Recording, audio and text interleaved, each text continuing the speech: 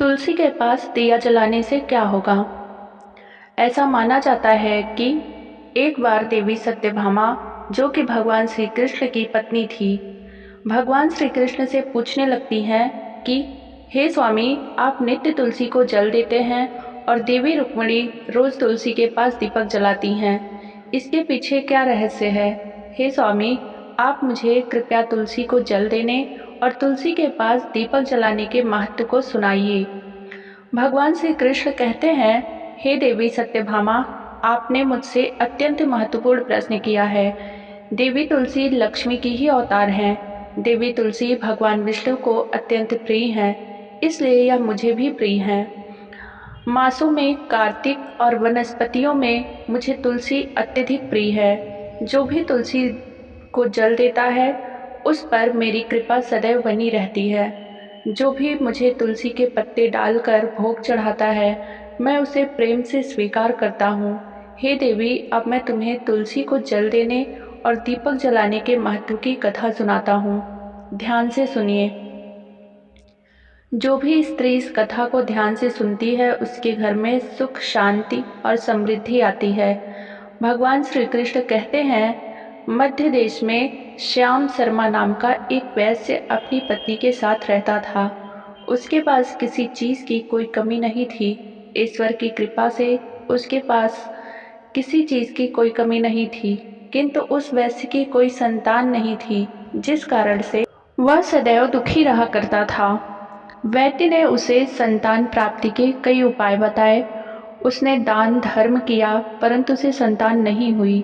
फिर एक दिन वह वैश्य मुनि वशिष्ठ से मिलने उनके आश्रम गया। मुनि वशिष्ठ श्याम शर्मा का स्वागत कर कुशल मंगल पूछते हैं। तब वह अपनी सभी दुख उनके सामने सुनाता है और कहता है, कृपया आप ही बताएं, मुझे क्यों संतान नहीं प्राप्त हो रही? क्या जाने अनजाने मुझसे कोई पाप हुआ है? तब मुनि वशिष्ठ अपनी दिव्य दृष्टि से श्याम शर्मा के पूर्व जन्म के बारे में जान लेते हैं और बताते हैं कि हे वत्स, पिछले जन्म में तुमसे घोर पाप हो गया था। इस कारण इस जन्म में तुम्हें संतान प्राप्ति नहीं हो रही है। तुमने जो अपराध किया उसके बारे में सुनो। पिछले जन्म में तुम अहंकारी वैश्य थे। तुम्हारा जन्म धनवान कुटुंब में हुआ था। पिछले जन्म में तुमने एक गाय को अत्यंत दुख दिया था। एक दिन एक गाय भूख और प्यास से व्याकुल होकर तुम्हारे घर आई थी। तुमने उसे कुछ न खिलाया न पिलाया, अपितु अपमानित करके उसे अपने घर से निकाल दिया। उस गाय ने अभी अभी बछड़े को जन्म दिया था और भूख से व्याकुल होने के कारण वह गाय वहीं मूर्छित होकर गिर गई। उस दिन वह अपने बछड़े को दूध नहीं पिला पाई, इसलिए उसने ही तुम्हें श्राप दिया था, जिस कारण इस जन्म में तुम्हें संतान नहीं हो रही। इस बात को सुनकर श्याम शर्मा को बड़ा दुख हुआ। वह स्वयं को कोसने लगा कि हाय, मैंने गौ माता की सेवा नहीं की, और वशिष्ठ जी से कहता है, कृपया आप मुझे ये बताएं कि मैं इस पाप का प्रायश्चित कैसे करूं? तब मुनि वशिष्ठ कहते हैं, हे वत्स, तुम पुत्र प्राप्ति के लिए पुत्रेष्ठ यज्ञ करो। इस यज्ञ को पूरा करके ब्राह्मणों को भोजन कराओ, वस्त्र और गाय का दान करो, तब तुम्हें इस श्राप से मुक्ति मिलेगी। इस प्रकार मुनि वशिष्ठ को धन्यवाद देते हुए चला जाता है और जाकर श्याम शर्मा वैसा ही करता है। पुत्र की प्राप्ति होती है। धीरे धीरे जब उसका पुत्र 16 वर्ष का होता है तो उसकी पत्नी विवाह के लिए कहती है, तो श्याम शर्मा कहता है, हमारे पुत्र की आयु 18 वर्ष की ही है, इसलिए विवाह रहने दो। परंतु उसकी पत्नी नहीं मानी और अंततः एक गरीब वैश्य की पुत्री के साथ अपने पुत्र का विवाह कर देती है। और 2 साल बीतता है, उसके पुत्र की मृत्यु का दिन आ जाता है। तब श्याम शर्मा अपनी बहू को बुलाकर क्षमा मांगते हुए सब कुछ बता देता है। अपने ससुर की सभी बातें सुनकर सुभद्रा ने कहा, आप चिंता न करें, इनके प्राणों की रक्षा मैं करूंगी। आप मुझे एक दीपक, जल का घड़ा और एक गाय लाकर दे दीजिए। श्याम शर्मा ने कहा, जैसी तुम्हारी इच्छा। वह सब कुछ लाकर सुभद्रा को दे देते हैं और जिस दिन सुभद्रा के पति की मृत्यु होने वाली थी, उस दिन सुबह ही सुभद्रा ने तुलसी माता को जल चढ़ाए और उन्हें प्रणाम करते हुए लाल चुनरी बांध दिया और तुलसी माता से प्रार्थना की, हे तुलसी माता, मैं तुम्हें चुनरी चढ़ा रही हूँ, अब तुम ही मेरे सुहाग की रक्षा करना।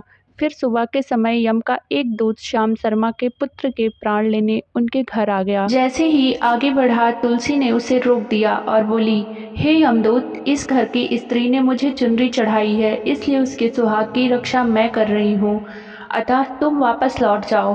और यमदूत लौटकर सारी बात यम को बताता है। उसे बहुत गुस्सा आता है। वह 2 यमदूत और भेजता है। सुभद्रा शाम होते ही तुलसी के पास दीपक जलाया और प्रार्थना की कि तुम ही मेरे सुहाग की रक्षा करना। शाम हो गई, तुलसी का पौधा सो गया। यमदूत ने सोचा, अब तो इसके प्राण लेकर ही जाऊंगा।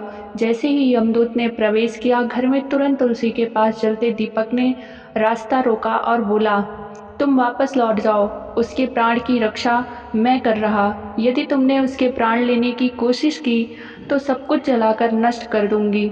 यमदूत लौटकर यम को सब बात बता देते हैं। जब 4 और दूत को सुबह उसके प्राण लेने को भेजते हैं, पर सुभद्रा रात में ही घर के दरवाजे के पास एक लोटा जल रखकर वही प्रार्थना की। जब सुबह यमदूत आए तो लोटा के जल ने रोक लिया और बोला, इस घर की सुरक्षा अब मेरे पास है, तुम लौट जाओ, नहीं तो मैं नरक की अग्नि को बुझा दूंगा, जिसमें सारा नरक लोक बुझ जाएगा। दोनों दूत जाकर यम को सारी बातें बता देते हैं। अब यम 8 दूत और भेजा। जैसे ही दूत सुभद्रा के घर के पास आए, देखा वहाँ एक गाय खड़ी है। सुभद्रा ने पहले ही गाय को बांधकर विनती की कि मुझे विधवा होने से बचा लीजिए, मैं आपकी शरण आई हूँ। और जैसे यमदूत अंदर प्रवेश करते हैं, गाय बोलती है, तुम्हें पहले मेरे प्राण लेने होंगे, तभी अंदर जा सकते हो, और तुम्हें गौ हत्या का पाप लगेगा, जिसका कोई प्रायश्चित नहीं है। इस डर से यमदूत चले जाते हैं और जाकर सब बातें यम को बताते हैं। यम क्रोधित होकर इस बार खुद आते हैं। यमराज को देख सुभद्रा भयभीत हो जाती है और यम के चरणों में गिरकर कहती है, आप इस संसार के प्राणियों के पाप और पुण्य का लेखा जोखा रखते हैं अपने पास। मैं पतिव्रता स्त्री हूँ, आपको बार बार प्रणाम करती हूँ, कृपया मुझे आशीर्वाद दीजिए। इस बार यमराज सुभद्रा से प्रसन्न होकर अनजाने में उसे सदा सुहागन का आशीर्वाद दे देते हैं। जैसे ही यमराज उसके पति के प्राण लेने आगे बढ़ते हैं, वह बोलती है, हे धर्मराज, अभी आपने मुझे सदा सुहागन का आशीर्वाद दिया और अब मेरे पति के प्राण लेकर क्या अपना आशीर्वाद झूठा साबित करेंगे? यमराज सुभद्रा की तरफ देखकर मुस्कुराते हैं और कहते हैं, हे पुत्री, आज तुमने साक्षात मृत्यु को ही पराजित कर दिया।